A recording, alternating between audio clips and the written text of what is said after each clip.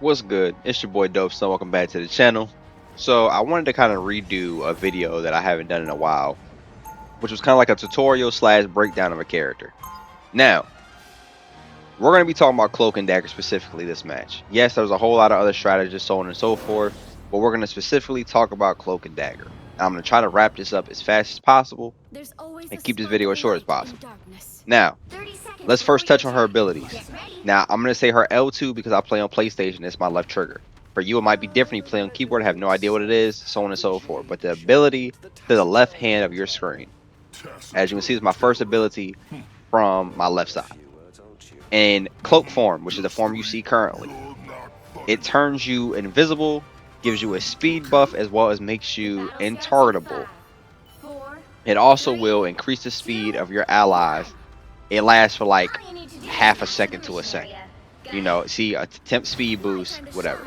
You can also fly in this mode, or ascend and descend. So you want to make very good use of that. Your L2 form, when you're in Dagger form, is an AoE healing bubble. Heals for a certain amount of time. Really good. And her, now let's get to the L1 abilities. L1 for Dagger form is basically a force field shield that heals anybody in the area that it touches moving forward. In Cloak form, this is going to be your bread and butter. It's very important in Cloak form. It blinds the enemy as well as increases the damage they take, specifically from your beam. Right? Now, when to best use these abilities. And I want to specifically go over this in the beginning of the video in case some of y'all decide to click away. If you don't take anything from this video, please take this. You are not a healing bot. I'll say this again. You are not a healing bot. You are a strategist. What is the difference between a support and a strategist? A strategist is supposed to put their team in positions to make plays. It is that simple. Anytime that you hear, I need healing, I need healing, I need healing, so on and so forth, it is because they are putting themselves in terrible situations in order to basically be eating too much damage. It is what it is. Unless they're tanked. They're tanked, that's kind of their job. But we'll go more in depth into that as we go further in the video. I just kind of want to touch that at the beginning. Now, I want to talk about her ultimate ability in the beginning, most importantly, for the people with short attention spans. That way you can go ahead and get on and you don't have to see the whole video for this. Her ultimate makes a string. You get 4 dashes.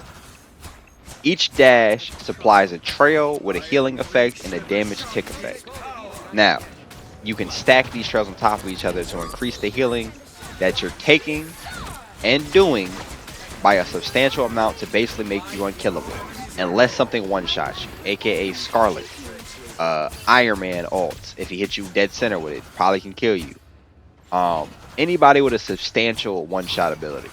Now, here's how you use this ability to its fullest potential, and keep this in mind, the more you play Cloak, the better you'll get at making this decision.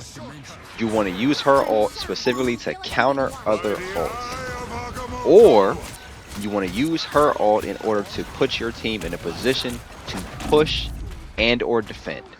It is literally made to keep you alive. That's all it is. When you think about her ult, think about, alright, this is going to keep us alive and give us the opportunity to push. You have about 5 to 10 seconds to execute whatever you're trying to do before this healing ability starts to die down and runs out. So, you're going to see in this clip that I'm putting in, might be a couple clips, but this one in particular, you're going to see me counter ult their Cloak and Dagger a lot. Or, I'm going to ult into the point in order to make sure my team is able to push it. Basically enable them. Now, positioning on a strategist, specifically Cloak, you're going to hear me say strategist, but I'm referring to Cloak and specifically for this video, is very important. You do not want to be sitting in the back lines of your team. Why when I want to be sitting in the back lines of my team? Me, personally, I like being in between the middle and the front line. That's where I like to be sitting at. Now, that sounds stupid, right? You're a strategist, you supply heals, you know everybody can be focused you anyway. Why would you want to put yourself close to the enemy team? Here's why.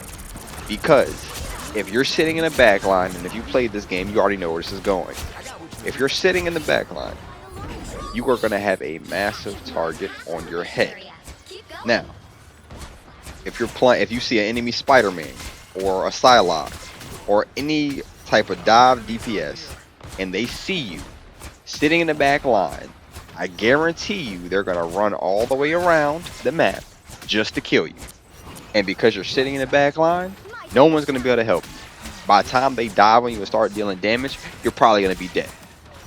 And if you're playing key objectives with very important things that have run times back, it's going to take you about 10 to 15 seconds to get back to the fight. So that's 10 to 15 seconds that your team has to fight and scramble while having no support to back them up. No strategist, no healing, no damage, no utility, no nothing. Okay? This is why you want to play between the middle and the front, because your team, if somebody dives on you, they can help you. They'll see whoever's trying to attack you, and you'll have more time to get in and get out. Alright, I drought at that point enough. Again, the more you play as Cloak, the better you'll get at realizing what position you want to take, so on and so forth. Now, you want to use corners, little nooks, crannies, all of these things to your advantage when you're playing Cloak, or Cloak and Dagger. As well as use the L2 when you get in very tight situations.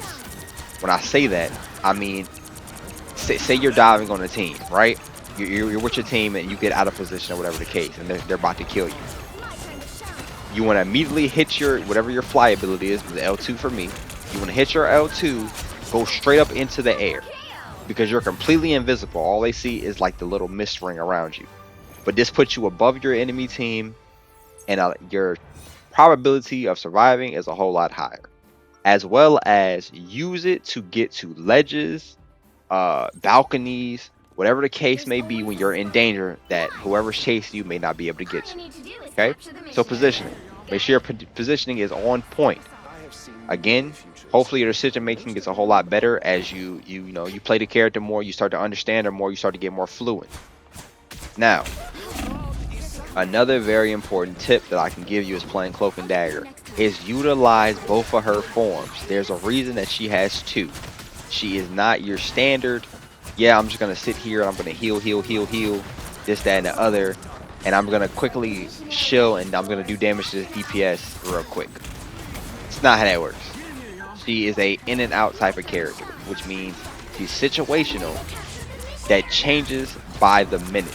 As you can see here, for example, I'm healing my team, right? But I'm also switching to quickly blind and do damage in order to, a little kind of chunk damage. Put my team in a better position. Now, the best way I can kind of give you to kind of mix this up in order like kind of a tip type video is this. Anytime you have your L1 up on your Cloak form, you want to use it. Any opportunity you get, don't hold it, don't wait, just use it. And as soon as you hit somebody with it, this will blind them and increase the damage that they take for a short time. You want to immediately start lasering them with your beam, if you can, like if the situation provides it. If not, and you're in a team fight, just blind them really quick, switch back to Cloak form, start healing, and get busy. Okay. When it's down, say after you kill about 1 or 2 people, or you see that their healer is out of position and trying to heal, this, that, and the other. What you can do as Cloak is throw your one, which puts that damage immunity we were talking about on them, and kill them. You want to counter kill their healers if they're healing the team while it's a huge team fight going on. You want to do this because obviously you should know by playing this game that if you don't have a healer with you, you're basically dead. It's a necessity. Whoever loses their 2 healers first, 9 out of 10 in whatever team fight they're in, they lose because they have nobody to supply with the help. So keep that in mind. Again, you'll get better the more you see it, so on and so forth. You can see in this little gameplay that I've been hiding in nooks and corners. Again, I'm ticking their health down. I'm doing a little bit of something. It's not enough to kill. I'm trying to supply heals as well as provide them the poke damage to kill the main target. Yes, I know I'm probably gonna die, but end up getting the enemy team in a situation where they're low enough that my team can clean up and keep the point. What other tips can I give you all as Cloak and Dagger? I think for the most part, I've kind of covered everything, in all honesty. So I'll probably go ahead and chop, a little bit of this video down. You'll see what you see. Originally, this clip, I think this clip was like a 13-minute video or something like that. But you kind of got to see how I play Cloak and Dagger. You can take your notes from it, so on and so forth. Be aware of like the ult wise here, like here and specifically. I seen that their Cloak had ulted. Our Loki had copied me in order to ult. I'm gonna basically wait until our ult ends, which is right here, and then I'm gonna ult again in order to ensure that we end up counter killing them, basically, or we're in a better position in order to counter kill them. As well as another thing I have to mention is you will see this a lot, where there has been a triple healer meta going around. Generally, it consists of Luna Snow, Loki, and Cloak and Dagger is the bread and butter necessity. This only really works in the lower ranks. I'm not gonna lie to y'all. Once you get higher up, it's gonna be harder to pull off this kind of combo. I think in this lobby in particular, it was a diamond lobby, I believe. I think it was a diamond lobby. It can work if everyone plays their role right, but just keep in mind that you might see this going around a lot. It is what it is, But with that being said, I pretty much summed up everything that you need to know with Cloak and Dagger. Let's do a quick overcap of everything I've talked about, and then the rest of the video I'll let it play out, and y'all can see how this ended, so on and so forth. Abilities. You want to rotate your L2s as much as possible. Use your Cloak form to fly out into dangerous situations, as well as use it to evade ultimates that are hit scan, so on and so forth, aka Star-Lord. You can use it to hide your team from an Iron Man blast, so on and so forth. Keep this in mind. It has an invincibility frame to it, so if you hit it right before you get hit, guess what? You live because of it. Use your alternate between both forms as much as possible, and don't be a healing bot is the #1 tip I'm a craving to your head. Don't be a healing bot. You need to do damage as well, as you've seen I did in this video.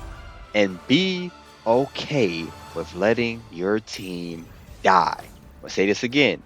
Be okay with sometimes having to let your team die. You might not have the most healing, you might not have the most damage, but guess what? You're going to be the sword and the crevice between winning and losing. But y'all know the drill. It's been your boy DopeSomething. I hope y'all learned something from this video. Leave a like, comment, subscribe, and I will catch y'all in the next video, hopefully. Peace.